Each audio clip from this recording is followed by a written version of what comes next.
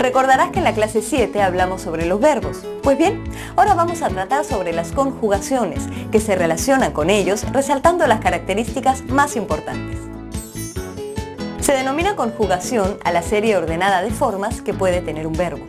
Como habrás notado, al hablar o escribir, los verbos tienen diferentes modos de expresión, y ello se debe a que el verbo es la parte de la oración que posee un mayor número de accidentes, es decir, de partes variables que determinan su significado.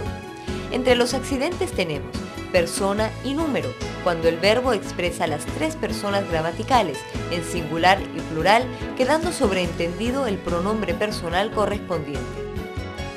Modo, cuando indica la actitud en la que se sitúa el hablante respecto a la acción del verbo.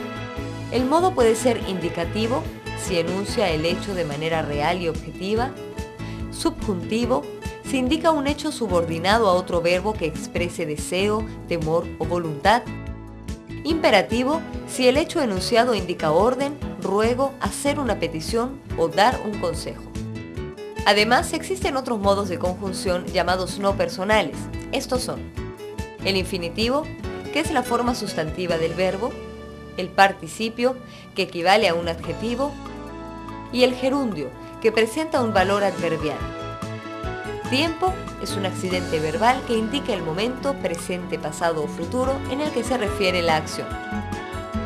Y por último, voz, que indica si el sujeto es el que realiza la acción indicada, en cuyo caso se trata de una voz activa, por ejemplo, yo amo, o el sujeto recibe la acción mencionada, por lo que se trataría de voz pasiva, por ejemplo, Juan es amado.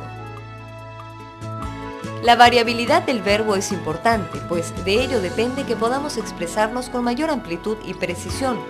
Más aún, para referir acciones indicando al mismo tiempo personas, números y accidentes verbales, es necesario que el verbo pueda cambiar de desinencias.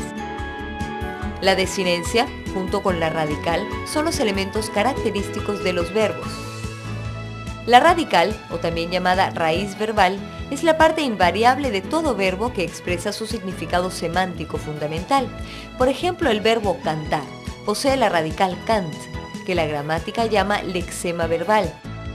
A los verbos que conservan invariables los lexemas y morfemas, según el modelo que siguen, se les denominan verbos regulares, mientras a aquellos verbos que presentan alguna alteración en sus lexemas y morfemas se les llaman verbos irregulares.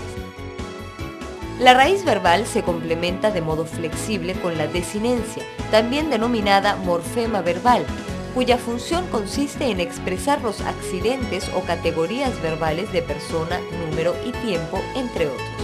Por ejemplo, podemos añadir a la radical cant la desinencia ar, con lo que tenemos el verbo cantar. El idioma castellano tiene tres tipos de conjugaciones verbales según la terminación del verbo en la forma del infinitivo, que pueden ser ar, ir. Por ejemplo, amar, comer, partir, que corresponden a los modelos de la primera, segunda y tercera conjugación respectivamente. Para conocer a qué conjugación pertenece una palabra, lo cual te permitirá usarla correctamente, debes observar la vocal que sigue a la forma verbal. Recuerda que la lengua castellana tiene más de 10.000 verbos, entre los cuales aproximadamente 9.000 pertenecen a la primera conjugación y el resto se reparte entre la segunda y tercera conjugación. Podrás encontrar mayor información sobre este tema en el libro de la Biblia de la Gramática de Lexus. Y si quieres repasar nuevamente esta lección, recuerda que en cualquier momento podrás acceder a esta clase 8 desde el menú principal.